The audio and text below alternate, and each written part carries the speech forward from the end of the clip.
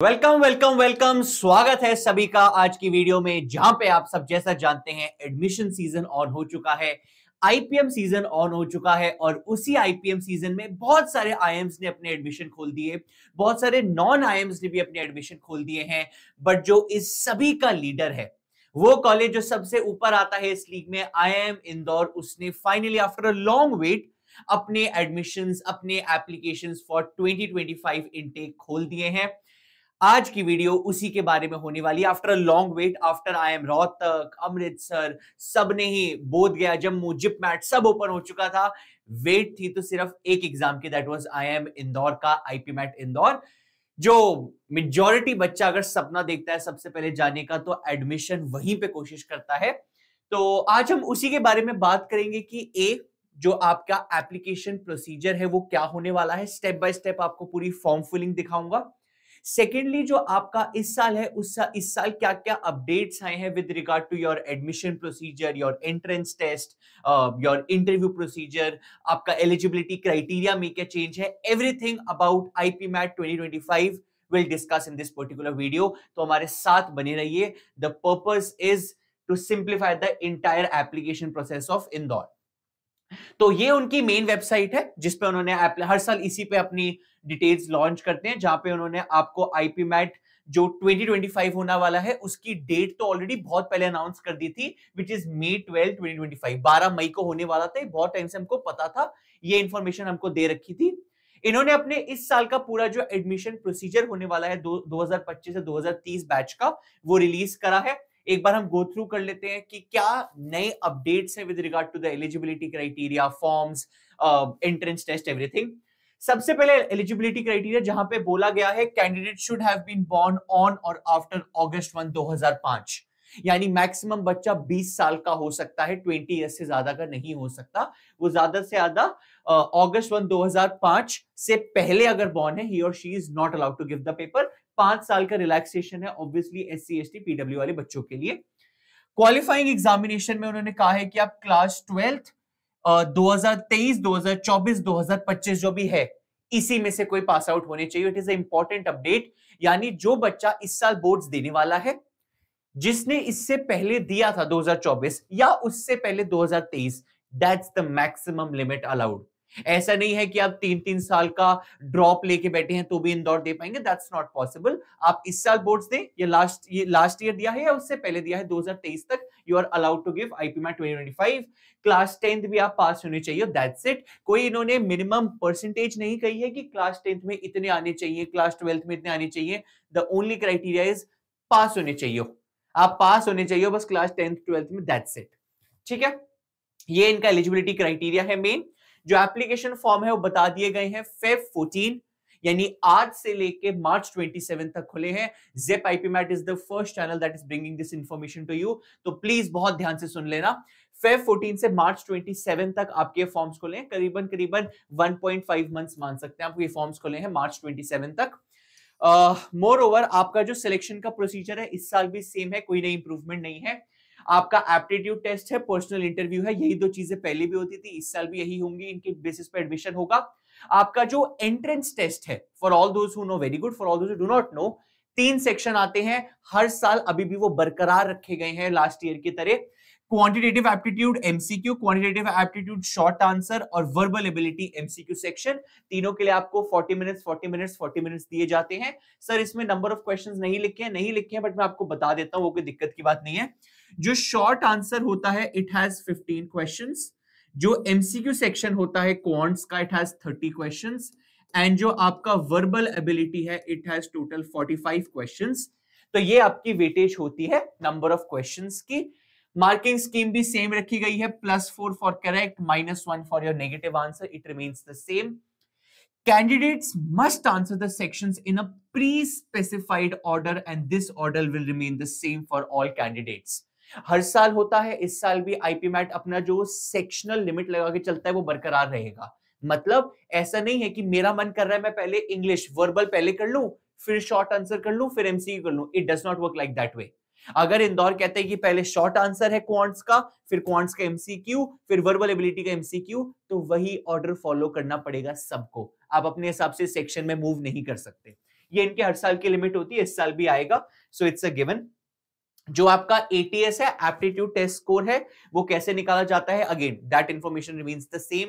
आपकी 25% वेटेज दी जाती है एमसीक्यू सेक्शन को क्वांट्स वाले, 25% weightage to the short answer section of quants and 50% weightage to the verbal ability वाला MCQ section, and you get the entire score. Sir ये क्या calculation है, इसके बहुत इन डेप्थ मत जाना, क्योंकि जो इंदौर है वो स्कोर बहुत ही रिलेटिव बेसिस पे निकालता है। मतलब मैं हर साल कहता हूं, बहुत बच्चे इंदौर के पेपर से घबरा जाते हैं, सर मेरे सारे क्वेश्चन सॉल्व नहीं होंगे। अंडरस्टैंड, सारे सॉल्व करने ही नहीं।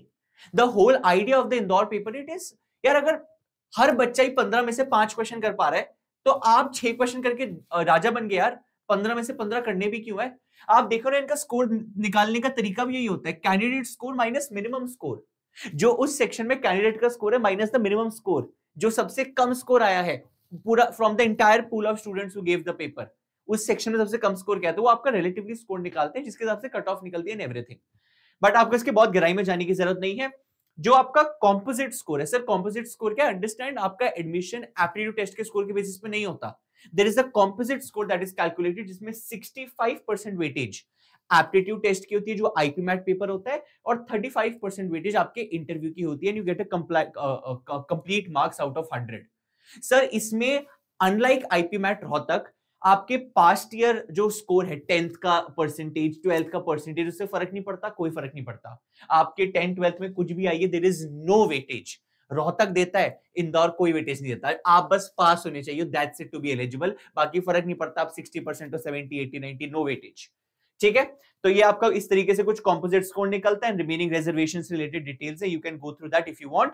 इनके कॉन्टैक्ट नंबर है अगर आपको कोई क्वेरी आए तो। अब without any further delay, without any further ado, let's straight away jump to the application form.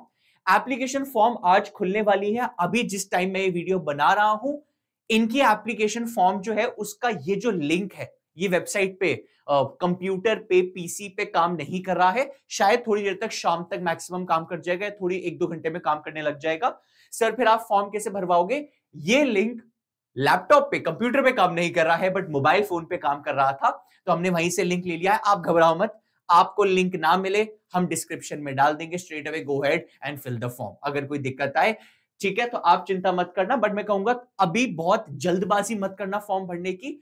मेरा हर बच्चे को रिकमेंडेशन रहता है, हर फॉर्म से पहले फॉर्म खुले तसल्ली से 1-2 दिन लो और चीजों को समझो। कई बार जो कंप्यूटर होता है, जो उनका सर्वर होता है, जो फॉर्म फिलिंग अथॉरिटी है, उनमें बहुत ग्लिचेस आते हैं, तो 2-3 दिन पहले यार वो ग्लिचेस रिजॉल्व होने दो। कहां भागना है आपको? पूरा मार्च 27 तक फॉर्म खुला है, कहां भागना है आपको? पहले 1-2 दिन थोड़े वो ग्लिचेस वगैरह ठीक होने दो, ताकि कुछ एरर्स आ रहे हैं वो रिजॉल्व हो जाए, फिर हम फॉर्म भरें, क्योंकि आप इसमें गलती करना अफोर्ड नहीं कर सकते। इंदौर का पेपर है, तो प्लीज अगर कुछ आपको लग रहा है, वेट फॉर 2-3 डेज। हमारी वीडियो देख लो, आपको नहीं लगता जेब की वीडियो, आप किसी और चैनल पे 1000 वीडियो आएंगी, सबकी देख लो। मैं कह रहा हूं क्या दिक्कत है? मैं नहीं कह रहा हमारे किसी की भी देख लो, बट एक जरूर रेफरेंस के लिए वीडियो देख लो, समझ लो चीजें, साथ साथ अपना फॉर्म भरना, और 2-3 दिन रुक के भरना, प्लीज, माय रिक्वेस्ट। ठीक है, तो आ जाओ, इसकी पूरी entire step by step form filling process देखते हैं क्या होने वाली है। आपको सबसे पहले लिंक मिल जाएगा, आपको एक्चुअली यहाँ पे क्लिक करना है, अभी क्लिकेबल नहीं है, बट क्लिक हो जाएगा थोड़ी देर में। आप यहाँ पे जाएंगे, आपका आईपी मैट 2025 का रजिस्ट्रेशन खुल जाएगा, जहां पे पहले आपको कुछ बेसिक डिटेल्स देनी है, अपना नेम, आपका जेंडर, आपकी कैटेगरी जनरल से है, ईडब्ल्यूएस, एससी, एसटी, ओबीसी जो भी है, पीडब्ल्यू पर्सन विद डिसेबिलिटी है या नहीं, date of birth. Date of birth जैसे मैंने कहा, आपकी ज्यादा से ज्यादा 1 अगस्त 2005 हो सकती है, उससे पहले अगर आप बॉर्न है, not eligible for IPMAT 2025। आप अपनी ईमेल एड्रेस डालें, कंफर्म करें ईमेल एड्रेस, अपनी नेशनैलिटी डालें, रेजिडेंस डालें, mobile number, confirm mobile number. यहाँ पे आप अपना एक कैप्चा कोड डालें। आप जैसे ये डालेंगे, आप आई अग्री कर देंगे, जो इनका वो है, आप रीवेरीफाई पे क्लिक कर देना। रीवेरीफाई करते ही वो आपको एक चेक बॉक्स की लिस्ट दे देगा कि आप एक बार फिर से कंफर्म कर लो।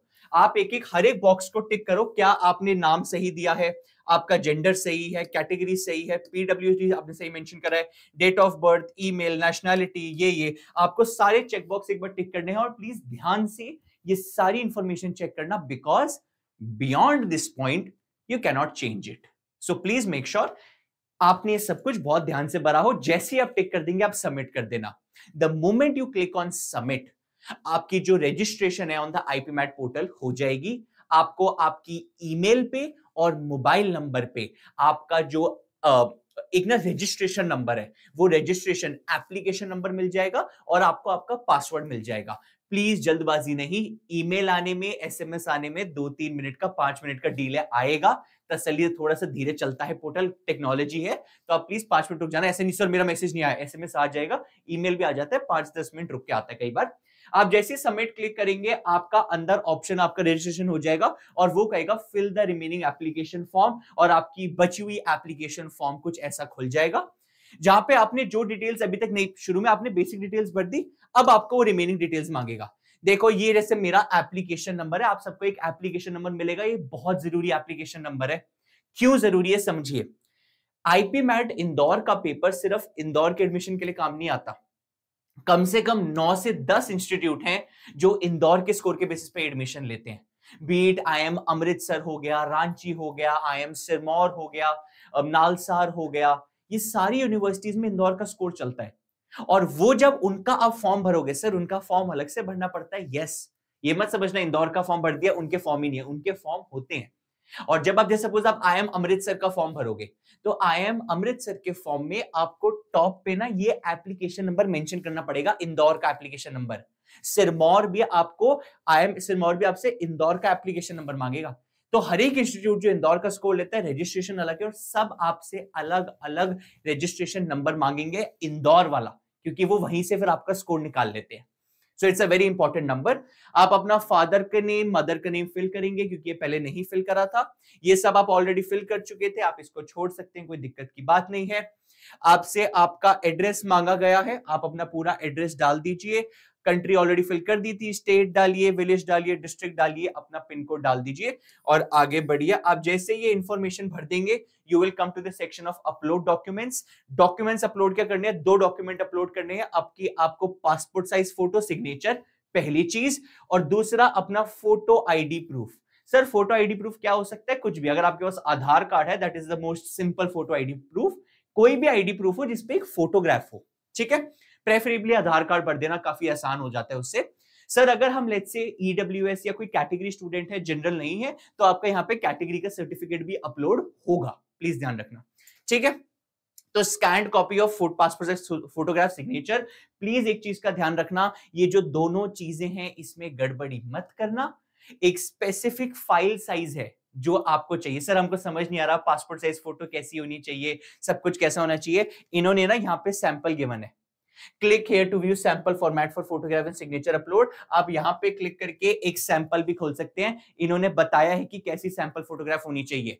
वो फोटोग्राफ एक्सेप्ट नहीं करेगा, वरना व्हाइट बैकग्राउंड होनी चाहिए, 6 महीने से पुरानी नहीं होनी चाहिए। जो आपका एरिया है फोटोग्राफ का, वो पूरा, इसमें शायद मेंशन था, आई थिंक 75 या 80% of the photograph area should be और face, I think.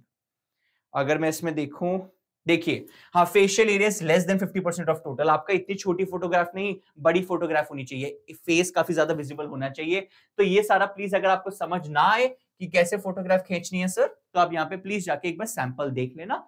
File size एक स्पेसिफिक है, जेपीजी जेपीईजी फॉर्मेट के ही फोटोग्राफ्स अलाउड होंगे। सर अगर हमारी फाइल साइज बड़ी है, गूगल पे लिख दो रीसाइज या रिड्यूस इमेज साइज। गूगल पे बहुत सारे लिंक हैं, किसी भी लिंक पे जाओ, इमेज अपलोड करो, वो साइज रिड्यूस कर देता है, सिंपल एज दैट, ठीक है। अगर आपने एक बार ये दोनों चीजें अपलोड कर दी, आप सेव एंड नेक्स्ट पे जाएंगे, डेटा सेव सक्सेसफुली, आपकी एकेडमिक डिटेल्स आ जाएंगी, जहां पे 10वीं और 12वीं की एजुकेशनल जो भी आपके एकेडमिक डिटेल्स थी वो जाएंगी। आपकी क्या परसेंटेज आई थी, अप टू 2 डेसिमल निकालनी है। Very important information. सर ये जो 10th की परसेंटेज है कैसे निकालनी है, सर मेरे को अपने बेस्ट ऑफ 5 सब्जेक्ट लेने हैं। मेरे बोर्ड में कहा है कि आप बेस्ट ऑफ 4 ले लो, मेरा बोर्ड कहता है 6 के 6 सब्जेक्ट लो। आपको फर्क नहीं पड़ना चाहिए आपका बोर्ड क्या कहता है। आप बेशक सीबीएसई बोर्ड से हैं, कोई भी बोर्ड से हैं, आप क्या क्लियर इंदौर ने गाइडलाइन दी है, percentage of marks obtained by candidate in 10th and 12th would be calculated based on aggregate marks of all the subjects that appear in the marksheet. आपके मार्कशीट में 4 सब्जेक्ट हैं, 5 हैं, 6 हैं, 7 हैं, अपना दिमाग ना लगाएं। अगर 7 सब्जेक्ट हैं, बेशक एडिशनल सब्जेक्ट हो, आप सबको मिला के एग्रीगेट परसेंटेज निकालोगे। बहुत बच्चों के पास 10th में 5 सब्जेक्ट और एक एडिशनल 6 होता है, तो आप 6 के 6 सब्जेक्ट का परसेंटेज निकालोगे, 5 का नहीं। जो भी मार्कशीट में सब्जेक्ट मेंशन है मतलब वो इंक्लूड होगा व्हाइल कैलकुलेटिंग परसेंटेज। ठीक है, तो इस बात का ध्यान रखना। अपना स्कूल का नाम डाल देना, किस ईयर में आपने कंप्लीट करी थी क्लास 10th वो डाल देना, अपना अपलोड कर देना, that's it. Moving on, have you completed class 12? क्या आपने क्लास 12 कंप्लीट कर दी है? अगर आपने कंप्लीट नहीं करी है, आप अभी बोर्ड्स देने वाले हैं, तो लिख देना नो, क्योंकि आप अपेयरिंग बच्चे हैं। अगर आपने कंप्लीट कर दिया तो यस कर देना। कोर्स टाइप 12th कर दिया, बोर्ड का नाम डाल दिया, स्कूल नेम डाल दिया, अपनी स्ट्रीम भी मांग रहा है वो, आप कॉमर्स से हैं, साइंस से हैं, ह्यूमैनिटीज से हैं, साइंस में मेडिकल है, नॉन मेडिकल है, क्या है, अपनी स्ट्रीम मेंशन कर देना। मैंने कॉमर्स कर दी है, बट आप प्लीज अपने हिसाब से अपनी स्ट्रीम मेंशन कर देना। तो आपका पर्सनल डिटेल्स हो गया, एकेडमिक डिटेल्स हो गया। Third section is the centre preference detail. आप अपना एग्जामिनेशन कौन से सेंटर पे, कौन सी सिटी में देना चाहते हैं, उसकी प्रेफरेंस, जहां पे इंदौर ने आपसे टोटल 5 प्रेफरेंस मांगी है। तो जैसे सपोज अगर मैं लेट्स से गुरुग्राम का रहने वाला हूं, my first preference would be Gurugram, जो मेरे क्लोजेस्ट है, जो मेरी सिटी है। उसके बाद मेरे से अगला प्रेफरेंस है मेरी दिल्ली, फिर फरीदाबाद, फिर गाजियाबाद, फिर नोएडा।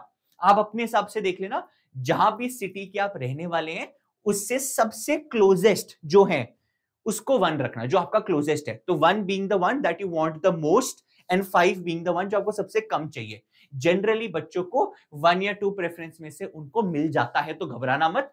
भरने के लिए आपको 5 भरनी पड़ेंगी। साथ ही में आपने ये जो भरा है, ये प्रेफरेंस भरा है सिर्फ और सिर्फ एप्टीट्यूड टेस्ट के लिए, एग्जाम सेंटर सिटी प्रेफरेंस।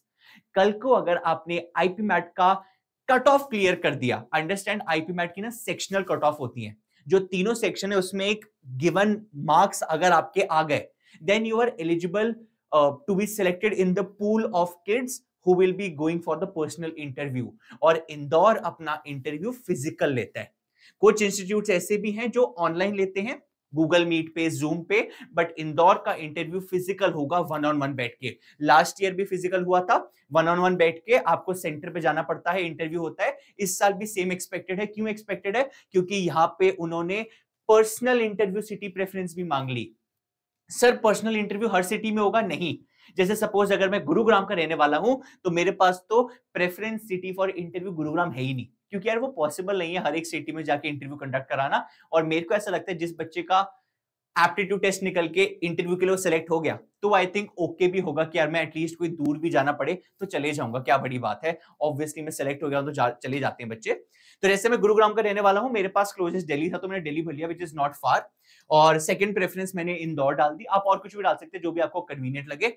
मैं सेव एंड नेक्स्ट करूंगा अपनी सेंटर प्रेफरेंस के बाद, and I will come to the last and the final stage of the form, which is the payment details. एक बार अपना चेक कर लूंगा सारी details. 4130 is including the taxes, the application fee जो आपको भरनी पड़ेगी इंदौर के लिए, आप ये भरेंगे। सर ये एप्लीकेशन फी सेम होती है हर एक इंस्टीट्यूट के लिए? नहीं। आप सपोज ये हर एक आईएम की अलग होती है। सर जो आईपी मैट इंदौर ले रहे हैं, जैसे अमृतसर, सिरमौर, एवरीथिंग, उनकी एप्लीकेशन फी अलग अलग होगी? यस। सर इतनी ही होती है? नहीं, उनकी थोड़ी कम होती है, आई थिंक 1000-2000 के ब्रैकेट में रिवॉल्व करती है। बट यस, मैं कुछ उसमें कमेंट नहीं कर रहा, होती है बट उनकी। ठीक है, ये डिक्लेरेशन ऑफ द कैंडिडेट है, आप आई अग्री कर देंगे, यहाँ पे जो कैप्चा है वो डाल देंगे, and you will click on submit. Submit से पहले मेरी पर्सनल रिक्वेस्ट, एक बार पूरी एप्लीकेशन को प्रीव्यू कर लेना, गो थ्रू कर लेना, कुछ गलतियां तो नहीं कर दी, क्योंकि आप इस स्टेज तक अभी इन चारों सेक्शन पे वापस जा सकते हैं। आपका मन करता है मैं इस सेक्शन पे चले जाऊं, आप जा सकते हो। आपका मन करता है इस पे आ जाऊं, आप जा सकते हो। तो प्लीज एक बार प्रीव्यू करके चेक कर लेना, कुछ गलती करिए एक बार चेंज कर देना, then finally click on submit. Once you click on submit, it will take you to the payment gateway, वहां पे जाके पेमेंट करिए, and your application form is entirely done. एक बार ये हो गया सबमिट, आप अपने आईपी मैट के वो जो एप्लीकेशन नंबर है उससे अमृतसर में अप्लाई करो, रांची में अप्लाई करो, सिरमौर में अप्लाई करो, नालसार, जिसमें आपका मन है आप अप्लाई करो, but that number is important for other institutes as well. So this was the entire process for IPMAT 2025 application. I hope useful होगा, चिंता मत करिए, important सारे links I will put in the description. ZEP IPMAT का जो aim है वो यही है, to simplify your IPM journey. We are with you in this journey. Work hard, मेहनत करिए, and let's crack IPM together.